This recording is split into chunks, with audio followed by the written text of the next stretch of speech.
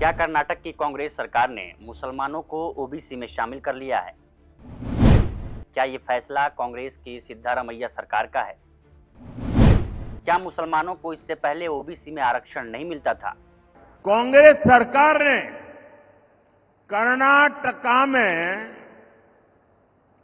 जितने भी मुस्लिम समाज के लोग हैं, उन सबको ओबीसी घोषित कर दिया।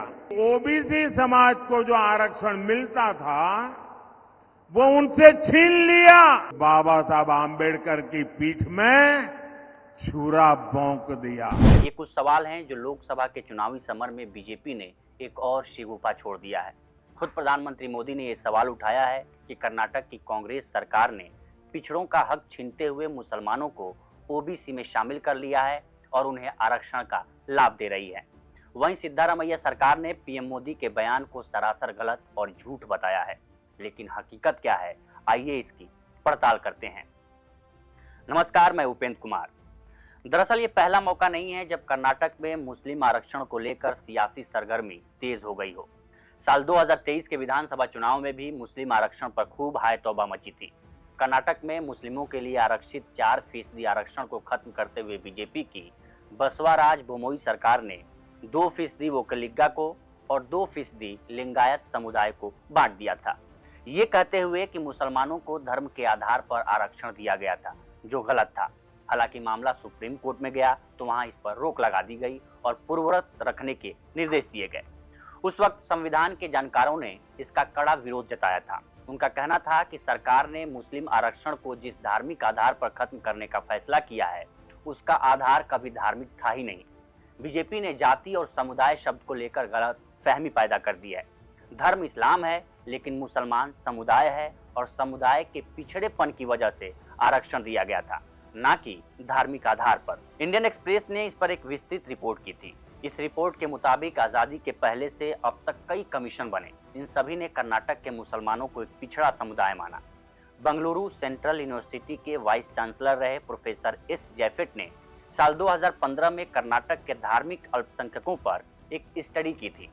उनके मुताबिक साल 1918 में मिलर पैनल से लेकर साल 1990 में ओ चिन्नप्पा रेड्डी कमीशन तक सभी ने मुसलमानों को सामाजिक रूप से पिछड़ा माना है।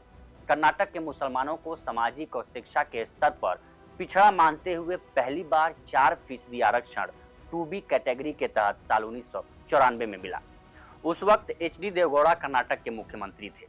इंडियन एक्सप्रेस की रिपोर्ट के मुताबिक उस वक्त कर्नाटक के पुलिस मुखिया ने देवगौड़ा को कुछ आंकड़े दिए थे, जिसके मुताबिक पूरे प्रदेश की पुलिस में सिर्फ 0.1% कांस्टेबल मुसलमान थे। ये बाकी समुदायों के मुकाबले बहुत कम संख्या थी, जिसके बाद उन्होंने मुसलमानों को आरक्षण देने का फैसला किया। अब कर्नाटक में पिछड़े वर्ग आयोग के गठन की कहानी पर आते हैं। कर्नाटक में सबसे पहला पिछड़ा वर्ग आयोग का गठन साल 1975 में तत्कालीन मुख्यमंत्री देवराज उर्स ने LG हवानूर के नेतृत्व में किया था। 1975 में ही सरकार को सौंपी गई कर्नाटक पिछड़ा वर्ग पर LG हवानूर की रिपोर्ट में मुसलमानों को आरक्षण के लिए पिछड़ा वर्ग के रूप में मान्यता दी गई थी।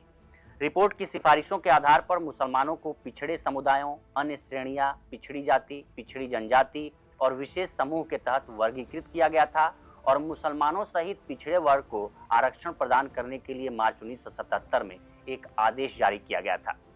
मई 1979 में जारी एक आदेश के अनुसार मुसलमानों को पिछड़ा समुदाय में समूह में रखा गया, लेकिन लिंगायत जैसे प्रभावी समुदायों ने इसका विरोध कर दिया, जिसके बाद साल 1983 में दूसरा पिछड़ा वर्ग आयोग बनाना पड़ा।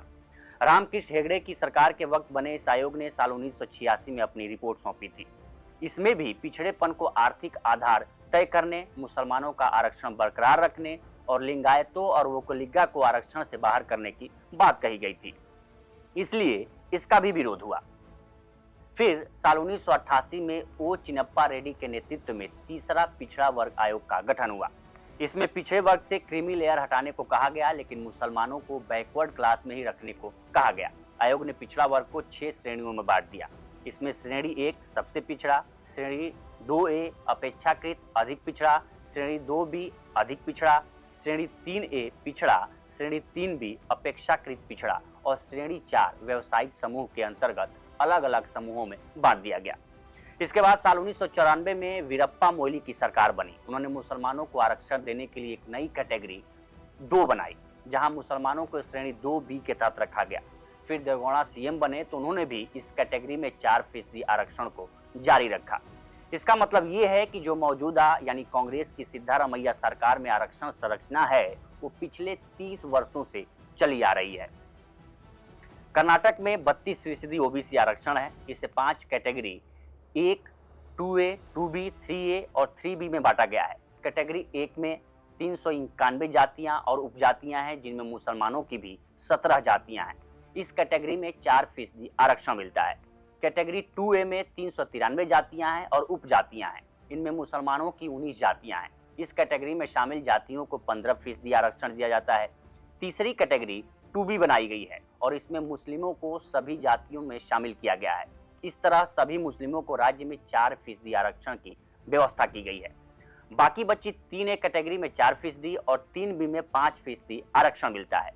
इस हिसाब से कर्नाटक में कुल 883 जातियों और उपजातियों को ओबीसी आरक्षण मिलता है।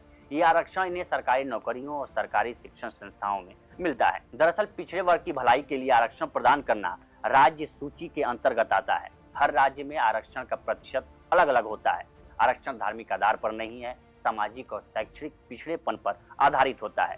राज्यों को संविधान के अनुच्छेद 15(4) का समर्थन प्राप्त है, जो राज्य को नागरिकों के किसी भी सामाजिक और शैक्षणिक रूप से पिछड़े वर्ग या अनुसूचित जाति और अनुसूचित जनजाति की उन्नति के लिए विशेष प्रावधान बनाने में सक्षम बनाता है। वे अनुच्छेद 14(4) द्वारा समर्थित हैं, जो कहता है कि इस अनुच्छेद में कुछ भी राज्य को नागरिकों के किसी पिछड़े वर्ग के पक्ष में नियुक्तियों या पदों के आरक्षण के लिए प्रावधान करने से नहीं रोकेगा, जो राज्य की राय में राज्य के अधीन सेवाओं में पर्याप्त प्रतिनिधित्व नहीं है। यानी कि राज्य पिछड़ेपन के आधार पर किसी भी समुदाय को आरक्षण देने में सक्षम होते हैं। फिलहाल इस स्टोरी में इतना ही। बाकी देश दुनिया की तमाम खबरों के लिए बने रहिए लोकमत हिंदी के साथ। नमस्कार।